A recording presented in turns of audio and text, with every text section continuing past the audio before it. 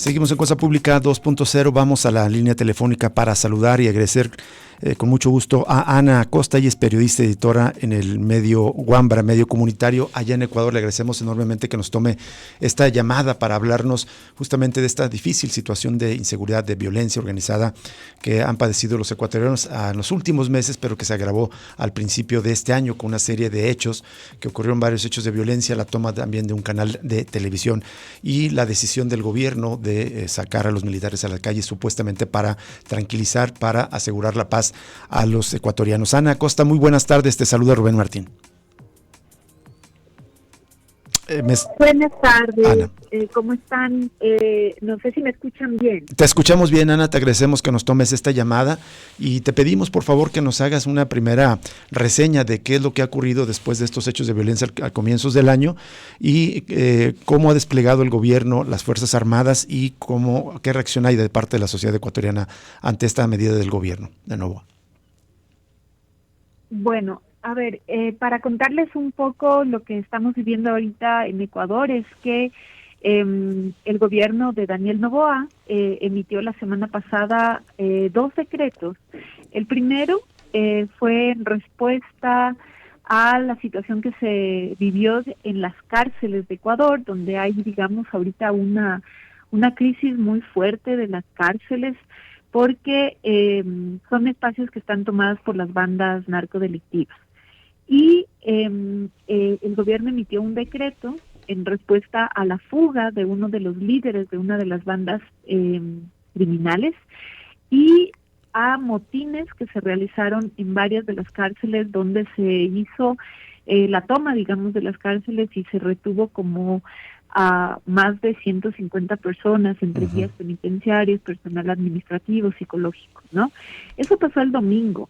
Y el día lunes se emitió el decreto de estado de excepción, ¿no? Los militares pasaron a resguardar la seguridad, digamos, de las cárceles, la parte de la seguridad en conjunto con la policía, y se realizó el toque de queda para la noche en todo el Ecuador, ¿no?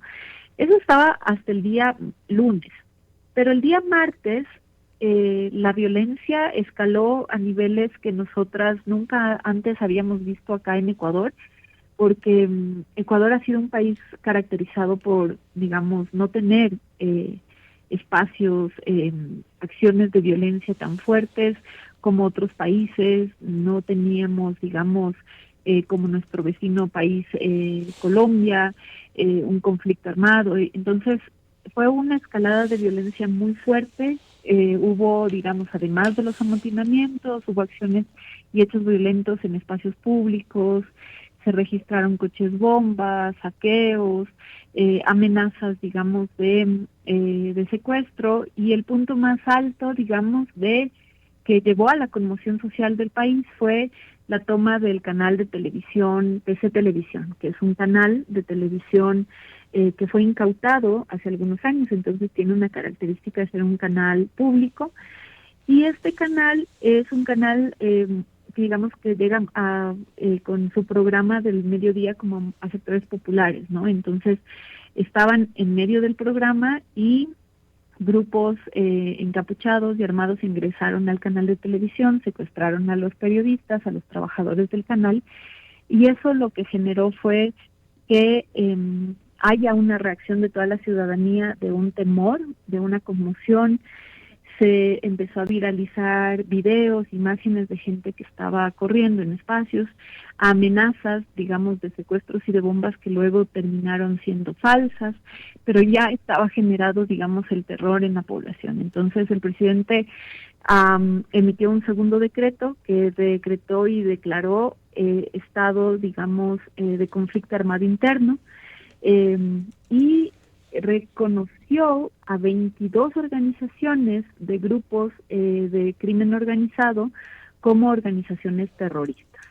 Y esto lo que generó es de que militares salgan a las calles mucho más, con mayor fuerza de lo que ya antes ya lo habían hecho, y realicen operativos, digamos, de control y toda la situación, ¿no?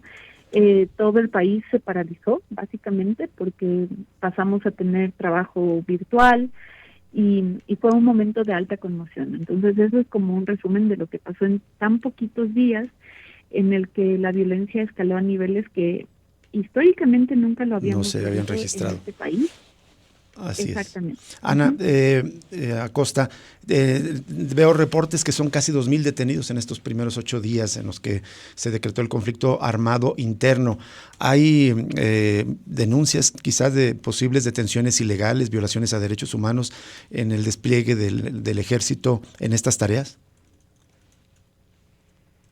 Sí, como lo que ha ocurrido, digamos, en otros países de América Latina, como Colombia, como El Salvador, donde se ejerce, digamos, esta salida de mayor represión y mayor fuerza para hacer el control de la seguridad, es que siempre cuando la fuerza pública toma, digamos, como acción, como si fuera un estado de guerra y buscando generar como una ausencia de control de parte de los organismos, digamos, de la sociedad civil.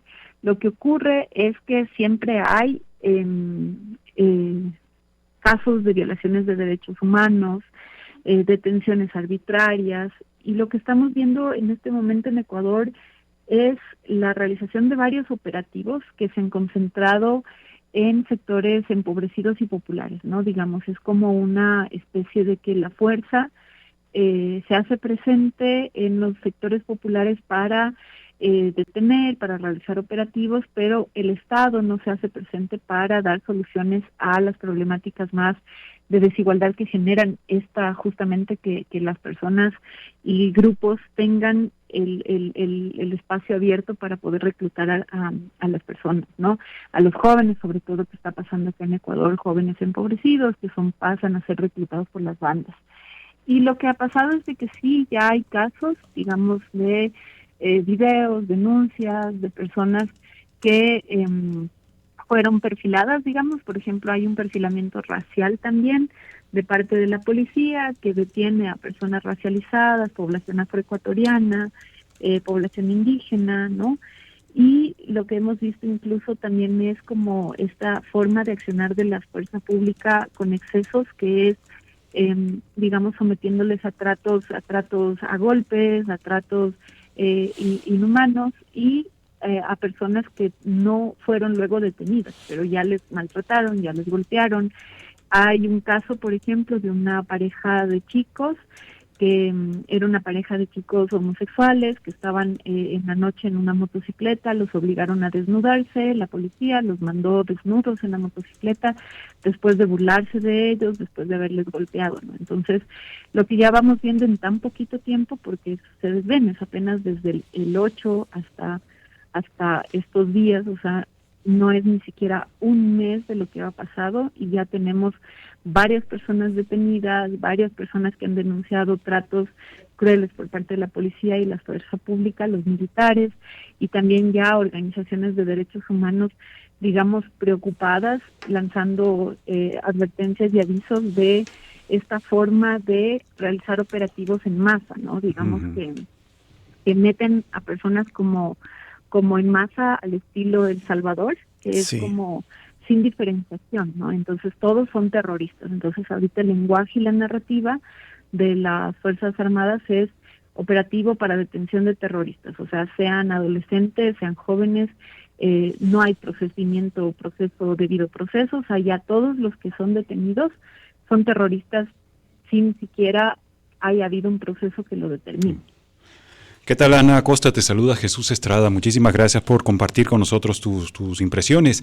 Quería preguntarte justo sobre esa narrativa de miedo que me parece que ha estado muy presente a lo largo de esta crisis, sobre todo en los medios de comunicación, con las imágenes esas del canal de televisión, de la toma del canal, y con estos reiterados desinformación o rumores que circulan de posibles atentados, y con una serie además de acciones de parte de las Fuerzas Armadas y de la policía que han desactivado aparentemente explosivos encontrados en diferentes lugares.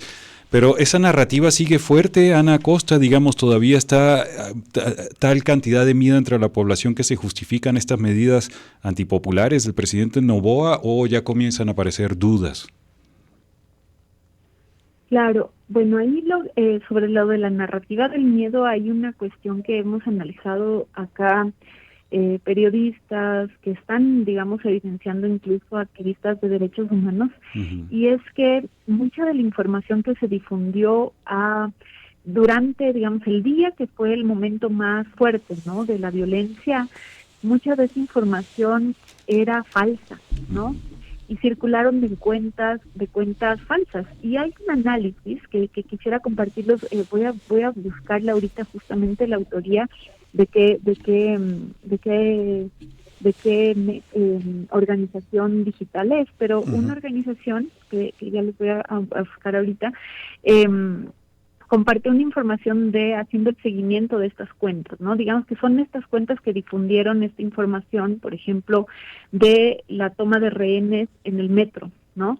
Lo cual era una información, digamos, la fotografía era real, pero era de un simulacro que se había realizado en 2023. Luego también circularon videos de que los delincuentes habían ingresado en las universidades públicas en Guayaquil, sí, a tomar de rehenes a estudiantes y a disparar, y que había estudiantes disparados, asesinados. Luego eso se empezó a circular con videos de los jóvenes corriendo y todo. La universidad salió a contraponer esto y a decir que en un comunicado no habían tenido ninguna intervención de parte de grupos armados, y que lo que ocurrió fue un momento de conmoción y una estampida de los estudiantes ante una alarma que se había dado que no era real. Entonces, lo que vemos es que a la par, digamos, de las acciones de estos grupos, se están realizando acciones en Internet y en redes sociales que buscaban informar de forma falsa con videos generados, digamos, para generar esta sensación de miedo y de conmoción y de terror. Y estos videos, uno de los analistas de esta organización digital decía que varios de estos videos, al hacer el seguimiento de dónde provenían desde México, ¿no? Desde México. Y eso, digamos, para ustedes puede ser interesante dar el seguimiento, claro, de por qué razón ocurre esto, pero muchas de las cuentas generadas para que difundieron esta información falsa estaban radicadas en México, ¿no? En Twitter. Eran de usuarios que estaban en México. Ana, justo ya que mencionas esto, es decir, alguna información falsa desde México, pero de algún modo hay organizaciones criminales, se ha denunciado, de México, específicamente el cártel de Sinaloa y el cártel Jalisco Nueva Generación, que de alguna manera pues nos es cercana porque justamente estamos transmitiendo desde Guadalajara, Jalisco, y conocemos de este cártel. Pero ¿cómo se toma por parte de la población, tú misma, cómo se mira desde el periodismo que las organizaciones criminales, específicamente narcotraficantes mexicanas, aparentemente estén asociadas, infiltradas en organizaciones criminales ecuatorianos como los choneros, entre otros? Sí, lo que se conoce, digamos, por los informes, incluso por investigaciones periodísticas, pero también por los informes policiales y por las últimas, digamos, casos de la Fiscalía que salieron a la luz, es que sí hay una intervención y una relación de los grupos armados vinculados al narcotráfico en Ecuador con los carteles mexicanos, ¿no? Como tú mismo lo dices, Jalisco Nueva Generación y también el cartel de Sinaloa, que están confrontados, pero que han logrado tener como una consolidación en el país a través de las bandas que acá operan, ¿no? Son en el decreto de estado de excepción de Daniel Noboa se identifican 22 grupos armados, ¿no? 22 grupos de delincuencia organizada que el gobierno los pasó a catalogar ahora como grupos terroristas. Estas 22 son bandas que operan, digamos, entre la delincuencia, el narcotráfico, las sustancias ilícitas, o sea, digamos, es como... Perdimos contacto con Ana Acosta. Vamos a ver si podemos retomarla para seguir con esta conversación tan relevante que nos estaba compartiendo sobre este análisis de la violencia y la implicación de estos cárteles del crimen organizado, como ya lo mencionamos allá en Ecuador. Que me parece que eso de los cárteles hay que tomarlo con mucho cuidado, porque ya he visto unas narrativas aquí de unos pseudoanalistas, de hecho alguno en Televisa. Su lógica es que toda esta crisis es culpa de Rafael Correa, que porque Rafael Correa hace 10 años se reunió y tuvo supuestamente acuerdos con las FARC y que las FARC supuestamente son narcotraficantes. Entonces después la FARC se asociaron con los cárteles mexicanos y de ahí vino todo eso. Esa es la lógica, pero me parece, para justificar la narrativa justamente del gobierno de Noboa, que es el tema pendiente con Ana Acosta, es en el marco de este periodo de estado de excepción donde no puede salir, donde hay toque de queda, no puede haber protestas. El tipo ha venido aprobando una serie de reformas, como por ejemplo aumentar el IVA. ¿Para qué? Para que recaudar más impuestos para poder financiar esta supuesta guerra contra el narco que ya estamos de vuelta en un momento. Vamos a ir a una pausa de una vez, vamos a aprovechar la pausa y tratamos de restablecer contacto con Ana Acosta, colega periodista ecuatoriana de Wambra Medio Comunitario. Vamos a la pausa y volvemos.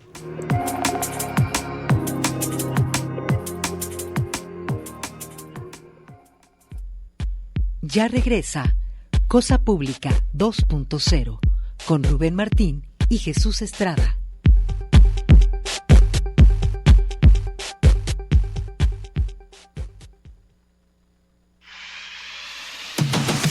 XHUDG, Radio Universidad de Guadalajara. 104.3 FM. www.radio.udg.mx. 50 años irradiando.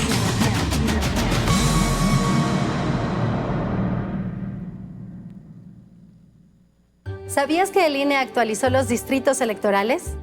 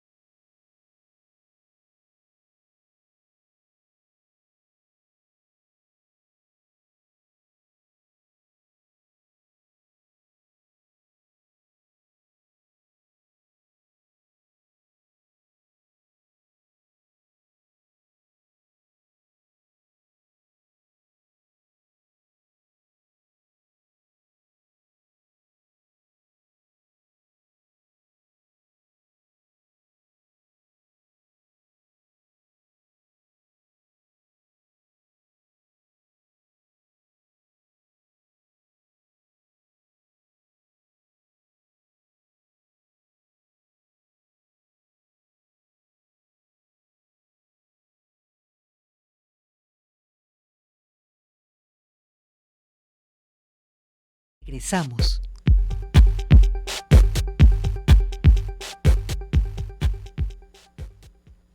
Seguimos en Cosa Pública 2.0. Gracias por permanecer en sintonía con nosotros y volvemos a la línea telefónica con Ana Acosta, colega periodista ecuatoriana. Ella es editora de Wambra Medio Comunitario, un medio de comunicación muy importante que transmite noticias, pues no desde los medios convencionales tradicionales. Ana Acosta, estás de vuelta con nosotros. Una disculpa por esta interrupción. Sí, muchas gracias. Pues, aquí estoy. Solamente, pues prácticamente ya estamos casi despidiendo, nos estabas compartiendo pues esta intromisión de algún modo de cárteles del narcotráfico mexicano asociadas con la delincuencia. Nos estabas diciendo que el presidente Noboa, en el decreto de la declaratoria de conflicto interno, armado interno, hablaba de 22 organizaciones terroristas, entre ellas incluía al menos algunas que están relacionadas con los cárteles mexicanos. Sí, exactamente. Estas 22 organizaciones, digamos, muchas de ellas tienen como distintas características, porque son colocadas como si en una caja común, pero hay que saber que hay bandas que están muy vinculadas, digamos, con grupos transnacionales, ¿no? Uh-huh. Que justamente operan en México, en Colombia, y en Europa y en Estados Unidos. Pero hay bandas que son como más, que tienen esta dinámica más de pandillas, que operan, digamos, en esta dinámica más de pandilla, de delincuencia común y que opera como en los barrios marginales, empobrecidos, ¿no? Entonces, lo complejo, digamos, de comprender y de tratar de entender lo que está pasando en Ecuador es que ha sido tan rápida, digamos, la crecida de la violencia y la intervención de estos grupos de forma tan acelerada, digamos, en las cárceles. Además, se muestra, digamos, también la relación en los espacios políticos, en la justicia, que justamente no se logra mirar como toda la complejidad y los niveles de cómo está operando, digamos, las distintas acciones del crimen, ¿no? Que está relacionado con el narcotráfico y también con el crimen y la delincuencia vinculada más a ser una respuesta a problemas sociales que parten de la desigualdad, que es un poco lo que hemos tratado como de explicarlo, que te obliga a tener esta mirada más a largo plazo, ¿no? Que es el tema de dónde están operando estos grupos. O sea, están operando estos grupos en los sectores que después de la pandemia quedaron más abandonados. Por ejemplo, Esmeraldas, que es una de las provincias que está en el límite de la frontera con Colombia, y que antes era lugar de refugio, digamos, ¿no? De personas migrantes, refugiadas colombianas que huían del conflicto armado de Colombia, ¿no? Y que Esmeraldas pasó a ser después de la pandemia una de las poblaciones más abandonadas, más empobrecidas, y es una población donde la mayoría de la población es afrodescendiente y el Estado está ausente, y ahí las bandas criminales han tenido el lugar adecuado, digamos, con las características adecuadas ante el abandono de los servicios públicos, de todo el sistema educativo, ¿no? Para reclutar principalmente a niños, adolescentes y jóvenes a las bandas, ¿no? Entonces, ese es uno de los puntos que nosotros queremos colocar como en agenda, como parte de las razones, ¿no? O sea, digamos, en esta complejidad de tratar de entender, porque hay una problemática, digamos, de delincuencia transnacional, del crimen, del narcotráfico transnacional, pero también hay condiciones propias de los territorios donde están operando estas bandas, ¿no? Eso. Así es, qué bueno que haces este énfasis porque se corresponde en buena medida con lo que también ocurre acá en México. Ana Acosta, pues te agradecemos que nos hayas tomado esta llamada y si nos permite seguimos en contacto contigo próximamente, Ana. Listo, muchísimas gracias y les mando un abrazo también a ustedes allá en México y qué bueno que sigan con esta radio aquí en la universidad. Muchísimas gracias, Ana, te agradecemos el contacto. Editor, periodista, colega periodista, editora de Wambra Medio de Comunitario, se lo vamos a recomendar. Me parece que es una buena manera de acercarse a esta realidad que existe ahí en Colombia y me parece muy importante el énfasis que hacía, ¿no? De cómo el crimen organizado, pues especialmente se encuentra una tierra fértil en estas zonas empobrecidas donde hay población marginada también. Un detalle que con esa declaratoria que Noboa declara terroristas a estos grupos también da pie a otras cosas como pedir la ayuda militar a Estados Unidos. El Washington anunció ya que va a mandar a altos mandos militares a Ecuador en las próximas semanas para examinar cómo realizar tareas conjuntas. Y como ocurre en México también, no es que no exista la violencia, pero también a veces se toma como pretexto para tomar otras medidas, como ya decías, algunas medidas antipopulares o también pues abrir territorios al extractivismo, a otros negocios. Vamos a volver, antes de irnos a la pausa, a esta nota bastante